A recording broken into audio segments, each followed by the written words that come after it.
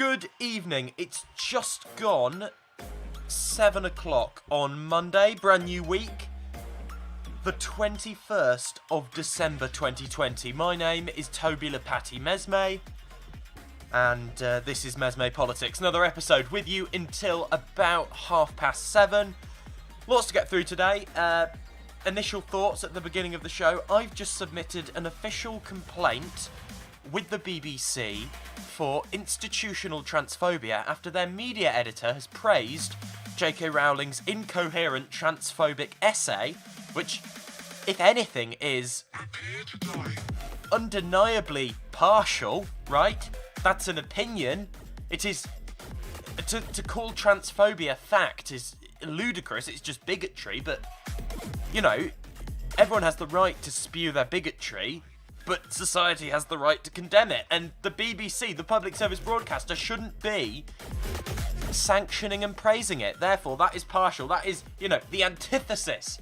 I just can't with the BBC sometimes. So I've sent an official, detailed complaint accusing the BBC of institutional transphobia, because with any other form of prejudice, right, save maybe Islamophobia, anyone who said something, even with Islamophobia possibly, anyone who said something so blatantly, you know, playing into that prejudice, praised it, would not, you know, that you're the BBC media editor.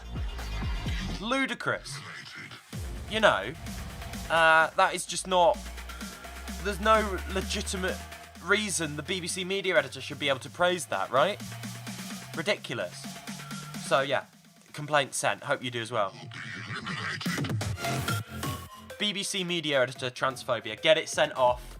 Let's all, you know, this isn't cancel culture. This is a formal complaint sent to a public body. Please don't harass any individuals. I want, you know, formal, business-like, send the complaint to the official body, and we'll see what happens. Simple as that. Done and dusted. No cancel culture needed. And no, this is not cancel culture. Anyone who thinks this is cancel culture is beyond help at this point. Alright, on today's show, we are going to be talking about, is there going to be an accidental no-deal Brexit? Are we going to fall off the cliff edge by mistake? Is that failure of statecraft upon us? We discuss. Update on the new stimulus package that has been signed in the US. There's been a development since yesterday. And, of course, Joe Biden's agriculture secretary, Joe Biden's agriculture pick, and their ties to big oil. Sorry, not big oil, big agriculture. There's a lot of bigs. Big soda, big oil. No, big agriculture. That's what we're talking about. We're also going to be talking about, now, at the top of the hour, the latest from Keir Starmer. Because Keir Starmer is very much on the news agenda today. It's been a weird day for Keir Starmer and for British politics, because lots has been going on. It's all been very confusing. But Keir Starmer did a speech today detailing his plans for devolution and setting out the vision of what will be, hopefully, a federalised United Kingdom. He said no responsible Prime Minister would agree to Nicola Sturgeon's timetable for a new independence referendum. He said the idea of a second referendum was misguided. He's tightening his stance there. He says he wants to set up a constitutional commission advised by former Prime Minister Gordon Brown to consider how best power, wealth and opportunity can be devolved to the most local areas throughout the UK. He said Labour would instead back the boldest devolution project for a generation in an attempt to win back support north of the border. He couldn't name an achievement of the Scottish Labour leader since 2017, and he said he had a strong working relationship with Scottish Labour. So, let's have a listen to various bits of Keir Starmer's speech. First, let's hear what he has to say on the current state of things in Britain generally. The news over the last 24 hours has been deeply, deeply disturbing. The number of coronavirus cases has nearly doubled in the last week, and over 67,000 people have now tragically died, and hospital admissions are rising. We cannot be in any doubt. The virus is now out of control. International flights have been banned, international borders have been shut, and there's now severe disruption at British ports. Make no mistake, this is now a real emergency. Now, I have faith in the British people to once again step up to the challenges, as they've done at every stage of the pandemic. But they expect the government to do the same. We can have no more over-promising and false hope, no more confused messages and slow decision-making.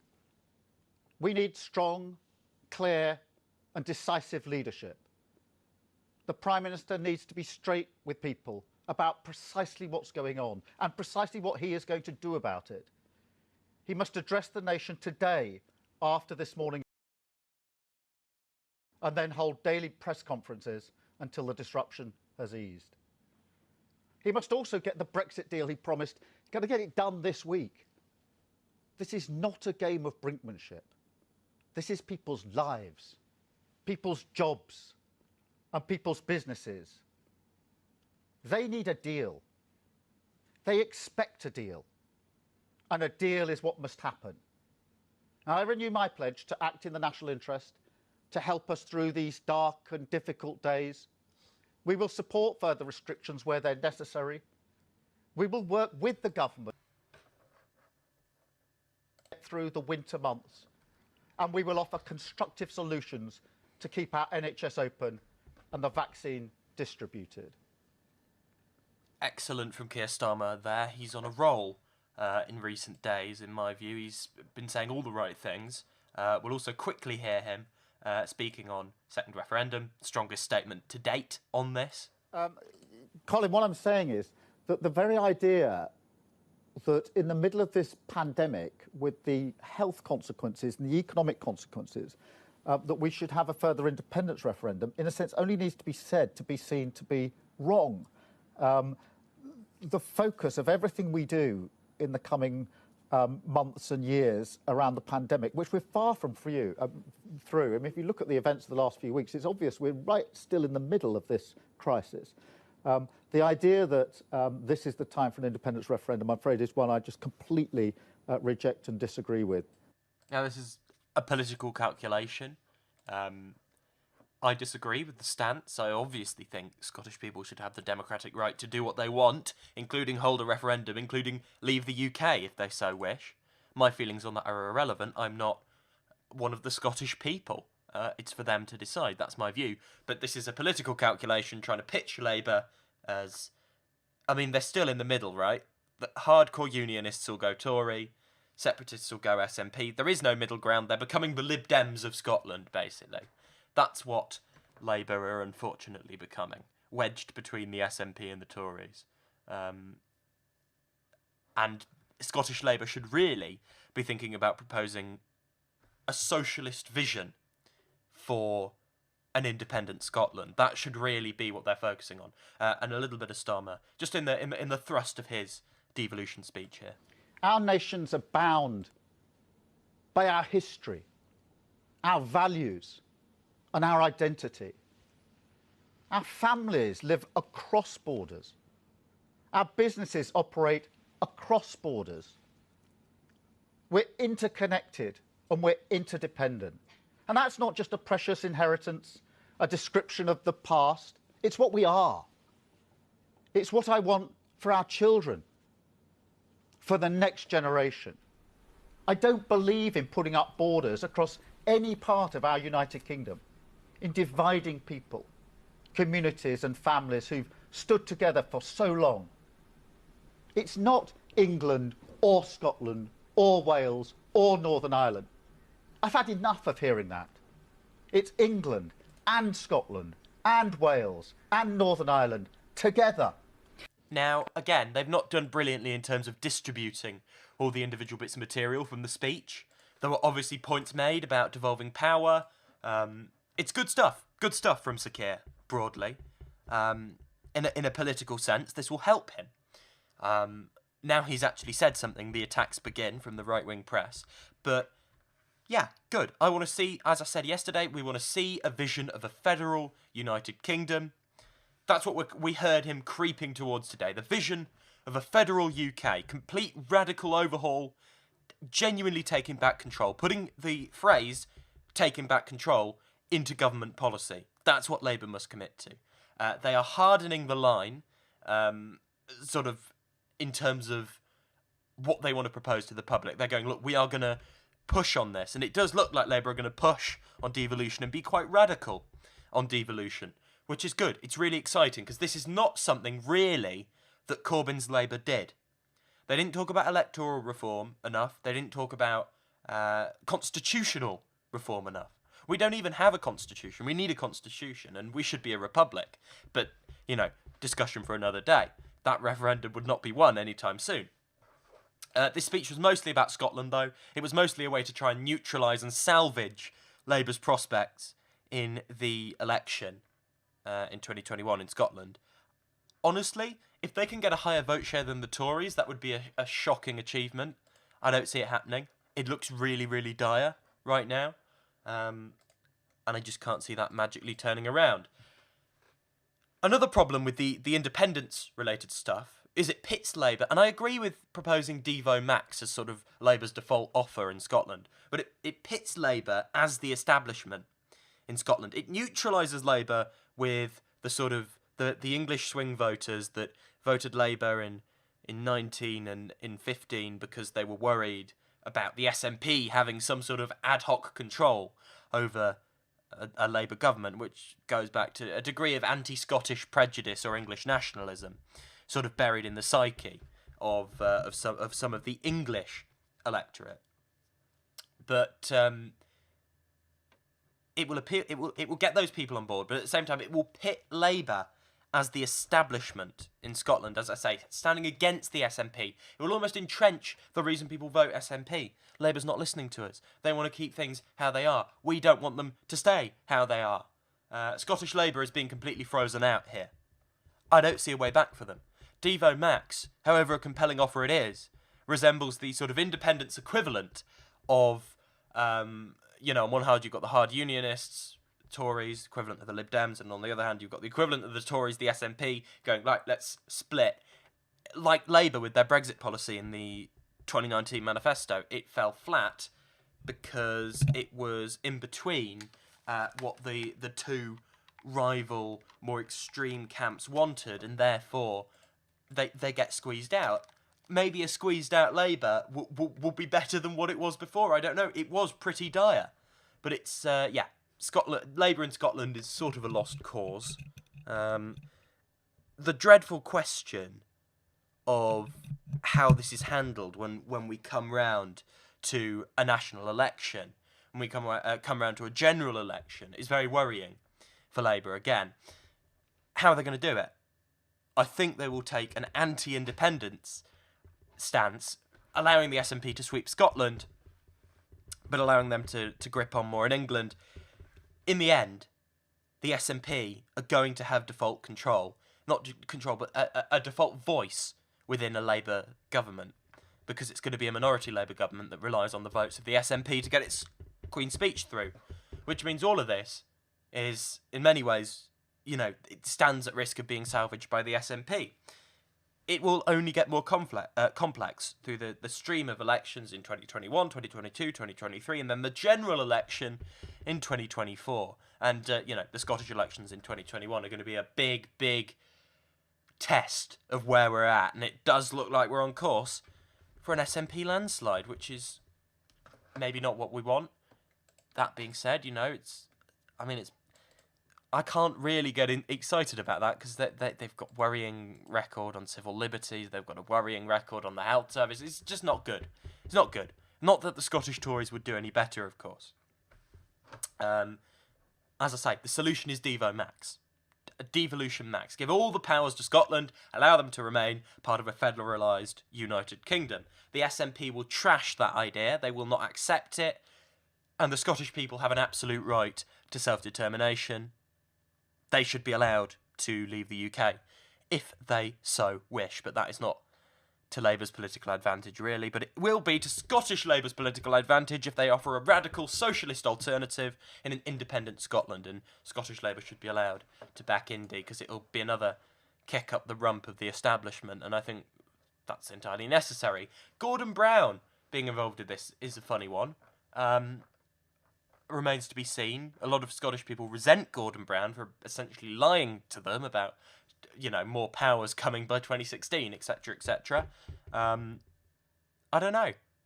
It's a funny one. It definitely tells you a lot about the political colour of Keir Starmer's Labour. We're heading back in that direction. You couldn't have seen Jeremy Corbyn getting Gordon Brown in to do a commission. But we wait, we watch, we see. Now, Joe Biden's Agriculture Secretary. Have a listen to him. He's called Tom Vilsack, Biden's nominee, Secretary of Agriculture. This was him talking as he accepted the nomination on the 11th of December. To help expand those possibilities for all Americans at the USDA. Now, I know firsthand the character of the dedicated public servants who work hard each and every day to fulfill the mission of that department. And I'm especially grateful for the chance to get back to work alongside them. One of our first charges will need to be to contribute all we can as a department to aid in the pandemic response, reviving rural communities and economies, addressing dire food shortages, and getting workers and producers the relief they need to hang on and to come back stronger. When we emerge from this crisis, we're going to have an incredible opportunity before us to position American agriculture to lead our nation and the world in combating climate change and reaping the new, good-paying jobs. Now, there's a few problems with Tom Vilsack. So there was a lot of hope, and I hope this as well, that this department could be repositioned to be about the smaller farms, the family farms, working people. It should have been more about hunger, focusing on feeding Americans, tackling the obscene levels of food poverty, and also looking more at African Americans in rural areas, minority communities, minority farmers, because they have been overlooked traditionally. Now, the political argument for installing this guy, who was in the same position under Obama, is that because he's an old white dude, he'll be somehow in tune with rural communities. It's sort of patronising bullshit in many ways, because this guy, by all accounts, is in the pocket of big agriculture. He's working for the mass monopolising corporations. That's not, populism to draw in the white working class. This is just, a corporate stooge. And he's not helping the little guy. He was part of the Obama administration. I have seen no reason why this will appeal to people. The thing that the Democrats should be doing is focusing on hunger, focusing on smaller farms, focusing on minority communities that are massively neglected in rural communities, and just focusing on neglected communities in general, across racial divides, just working class people, right? Don't make it white working class, black working class, etc., etc. Working class people in general who are shafted by this department, who are not helped, who have felt pain under the Trump administration, who will feel pain under the Biden administration, who felt pain under the Obama administration. Help those people and you begin to unlock a coalition. This is just bad politics. You've done it before. You're making the same mistakes again. This guy will not make a difference to the Democrats' dire standing in rural areas. Economic populism may. May not, but it may. And it's not been tried. Good on Congress for passing a $900 billion stimulus package. We'll have a listen to this report right now and see what was said. Politics now, and the breaking news overnight, lawmakers appearing to reach a compromise on one of the final hurdles to a stimulus deal, a nearly $1 trillion package for pandemic relief up against a deadline tonight. ABC's Rachel Scott joins us from Washington, D.C. with the very latest. Rachel, good morning to you. Whit, good morning. And it's been more than 6 months since Congress passed a stimulus package, but lawmakers say they are finally close to getting that deal across the finish line. With just hours to spare until a government shutdown, Congress finally reaching a compromise on a stimulus package. clearing the way for a vote in the House and Senate as early as today. If things continue on this path and nothing gets in the way, we'll be able to vote tomorrow. At stake, relief for millions of Americans out of work and fearing eviction. The American people cannot feed their families or pay their bills with Congress' good faith discussions. They need us to act. Ricardo Ramirez says he's barely getting by, now at risk of possibly losing everything if those unemployment benefits expire in less than 2 weeks. It's about time for them to do something for the community. Large amount of those stimulus checks, tweeting in all caps, "Get it done," and give them more money in direct payments. Democrats were pushing for those one-time payments to be $1,200, but Republicans wanted to keep the overall price tag of that bill down, which is why you're seeing those smaller amounts of $600 in direct payments to Americans. Whit? And Rachel, turning to a different subject here, President Trump still focused on fighting the result. So, it's passed. It's measly. It's pathetic. 600 payments out. Few good things first. We'll top it off with some good things. Some of the worst things were removed, right? Immunity for corporations was broadly removed. Tying the hands of the Fed, broadly removed. We've seen this develop over the last few days. Nancy Pelosi had a better offer on the table originally, before the election. Nancy Pelosi played politics. The Republicans, obviously, are just tight-fisted bastards anyway. But there's plenty of blame to go around. One of the wealthiest women in Congress, and one of the most powerful women in America, Nancy Pelosi, who I'm focusing on because she's the only Democrat really who has any political power right now. She has handled this poorly. She is continuing to push the austerity-driven outdated economic model. That's why this is in the state it is. You know, it's full let them eat cake stuff from Mrs. Pelosi. We need the $3 trillion package originally proposed by Democrats, beefed up and passed. 2,000 payments minimum, ideally 3,600 payments. This is, you know, we are in a dire state. Some brilliant things were left out of this, including aid for states, really. The aid for states that there is in here is shockingly measly. This whole package is an insult. It's shockingly inadequate. $900 billion.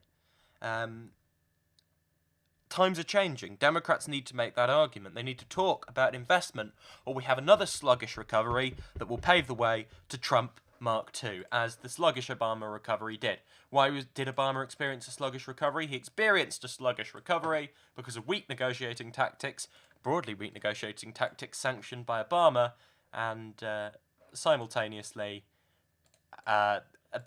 basically adhering to the old and economic model and conceding all battleground to the right, which is just not what you want to do. So let's see people step up. Let's see actual help got to the American people. Let's see the Biden administration be ruthless come January, because that is what is necessary if they want to win an election, if they don't want their party dead and buried. Will there be an accidental no-deal Brexit? It's something that's very much talked about. I will quote some of this for you. EU and UK trade talks inched onwards under renewed pressure Monday as transport chaos triggered by the emergence of a more contagious variant of the coronavirus in Britain overshadowed efforts to reach a Brexit deal. Only 10 days are left until January the 1st, when Britain will leave the EU single market and customs union, and hopes of securing a new arrangement suffer a blow as another deadline went by. EU and British negotiators remained in Brussels, with talks still blocked over the right of European crew to continue fishing in Britain's rich waters, as well as concerns over fair trade rules. Without a deal, Britain's links to the European Union end at midnight on December the 31st, 11 p.m. our time, with a new tariff barrier that will sharpen the big shock of unravelling a half-century of EU membership. A Sunday deadline, set by the European Parliament, which could refuse to approve the agreement, passed without an agreement being found, leaving no time for MEPs to ratify an eventual deal before January the 1st. Short answer to the question, will there be an accidental no deal? No. Keir Starmer remains silent on this. He's still scared to death of the issue of Brexit. On the issue of extending this, completely silent. But, you know, he's basically saying what I'm saying, which is just get the deal. For God's sakes, you promised, get the deal. I think that's the most politically advantageous position to put himself in. The Lib Dems are acting in bad faith in terms of obsessively calling for an extension. It is not coming from a position of we really want to deliver Brexit, just get the extension. When people like the Liberal Democrats talk about an extension, they have no moral high ground because they spent years trying to overturn a democratic result, one of the largest democratic exercises in the history of the country, contributing to the disenfranchisement and disillusionment and radicalisation to the right of huge swathes of the British population who voted leave, and then watched centre-left politicians basically work to centre-left and centre-right, really, establishment politicians work to overturn that result, which was a symbolic kick in the nuts to the establishment, basically. And the Lib Dems are irrelevant anyway. There's some real sort of fantasists proposing things. I'll get you a quote up. Someone said, "We need a motion of no confidence in the government, the EU transition extended, block no deal law, an ATAD standards law, an investigation of Jacob Rees-Mogg, Farage and Cummings, and a new EU referendum." Ludicrous. I mean, feel free to... I'm sure there's some stuff to find if you negotiate Jacob Rees-Mogg, but other than that, the whole thing's a farce. This whole thing should have happened in 2018. We should be out. It should be well over. A recent poll indicated 52% support for leave still. People just want it done. 30% of the population want no deal. And less than 50% don't. Johnson's playing politics. He's putting the country at risk, contributing to the mental health crisis his government has brought us into. The support for no deal would collapse once the genuine, real, hard-hitting effects of no deal were felt, and Johnson's gung-ho rhetoric, will obviously not put food on the table. An accidental no deal would be a huge, colossal, record-shattering failure of statehood in a decade of record-shattering failures of statehood. It won't happen, but the fact we're even talking about this 10 days is beyond belief.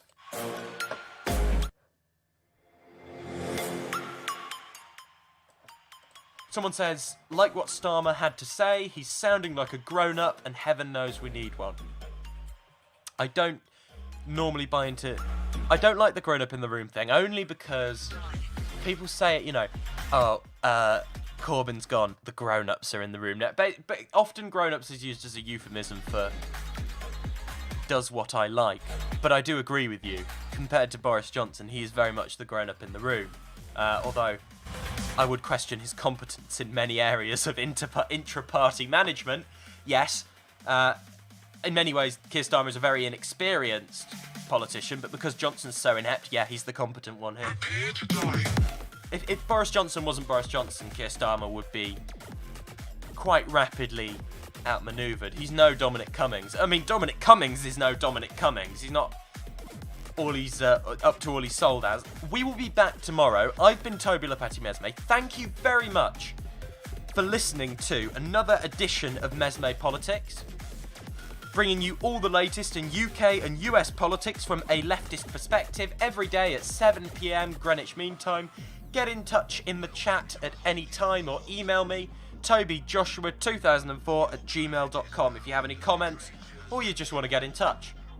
I know it's a difficult time of year, especially if you're living in the south. I'm not. I know I sound like I do, but I'm not. I'm up north. I'm allowed to do that because I live up north. My whole family's from the north.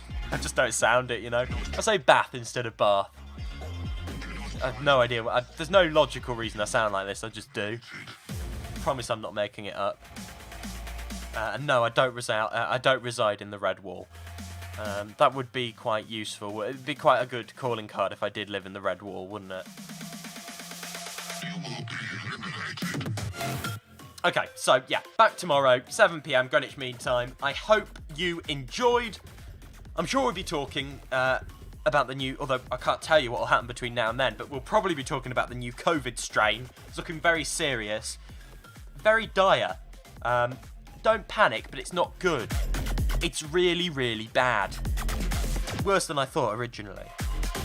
Worse than most people thought originally. I'm sure we'll be talking about what Johnson had to say today. He has been speaking today, but felt like we'd had enough Johnson. He was basically just saying, please don't panic buy. And I reiterate that. Please do not panic buy. There's no point.